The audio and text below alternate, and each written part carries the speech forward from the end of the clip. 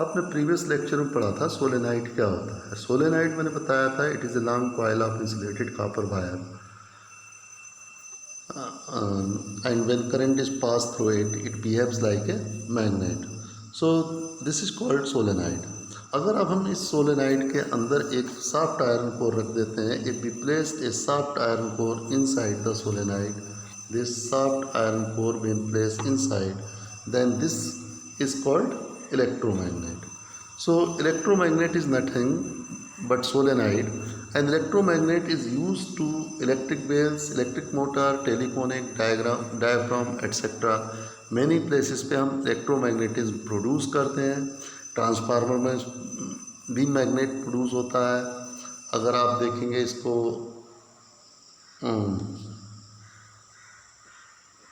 Electric bells, electric motors, telephone, loud speaker, magnetic cranes बनाई जाती हैं आयरन स्क्रैप को सेपरेट करने के लिए। आयरन के हैवी पीसेस को एक प्लेस से दूसरे प्लेस तक शिफ्ट करने के लिए भी मैग्नेटिक क्रेन्स यूज करते हैं।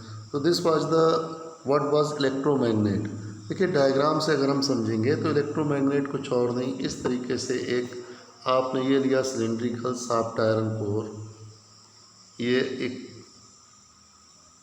आयरन की रॉड है और इसके चारों तरफ आपने एक कॉपर वायर ले लिया जिसको इस तरीके से नंबर ऑफ टर्न्स, मैं ज़्यादा टर्न्स नहीं दे पा रहा हूँ, आप नंबर ऑफ टर्न्स स्वैप कर दिए, एक ही लगा दिया, ये बैठ। अब कुछ नहीं, ये एक इलेक्ट्रोमैग्नेट जैसे ही स्विच ऑन करोगे ये मैग्नेटिक प्रॉपर्टी शो करने लगेगा, स्विच ऑफ करोगे magnetism all of it magnetism will lose. इसका मतलब आप ये कहोगे electromagnet is a temporary magnet, it is not a permanent magnet, it is not a permanent magnet. So next, this is the diagram of electromagnet, which is nothing but simply a solenoid.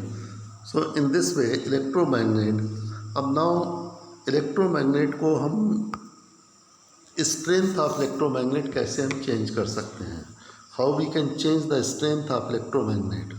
तो strength of electromagnet same way as the strength of solenoid change. तो first आपको magnetic field, ये points भी note कर लें, strength of electromagnet depends on number 1 current passing through it. तो current जितना ज़्यादा होगा मैग्नेटिक फील्ड उतना ही ज़्यादा होगा। दूसरा पॉइंट आप यहाँ पर लिखेंगे number of turns,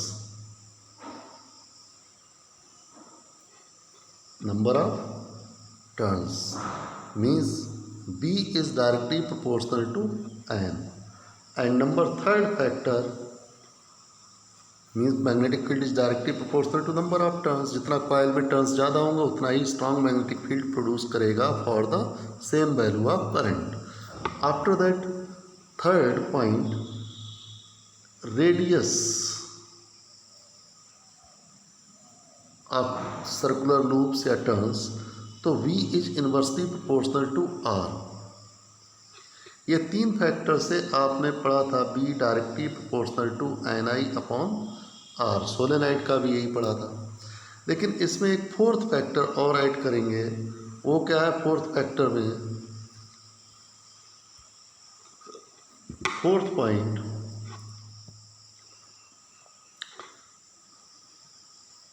length of air gap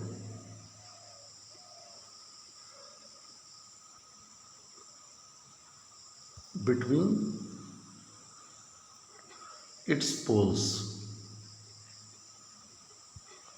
poles के बीच में जो एयर गैप है उनके बीच में, जैसे आपका एक मैग्नेट है, मान लो 10 सेंटीमीटर लंबा मैग्नेट है, straight bar magnet.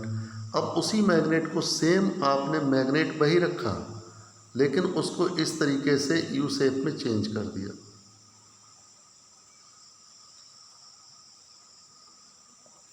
In this way, इसके चारों तरफ कॉइलिंग है, तार है, वो सब है। तो यहाँ पर इसके जो पोल्स हैं उन पोल्स के बीच का गैप केवल इतना रह गया, जबकि अगर इसको ये स्ट्रेट फॉर्म में होता तो near about this much length होती, तो इन पोल्स के बीच का गैप इतना ज़्यादा होता। इसका मतलब ये हुआ कि पोल्स के बीच, अब इसकी मैग्नेटिज्म को हम कंपेयर करें तो magnetic field produce by this is stronger as compare to this. However current is same, number of turns is same, radius same, all factors remaining constant, बस लेंथ ऑफ एयर गैप को आपने change किया तो magnetic field change हो गया। Next इसमें एक point और आता है, नेचर ऑफ कोर मटेरियल।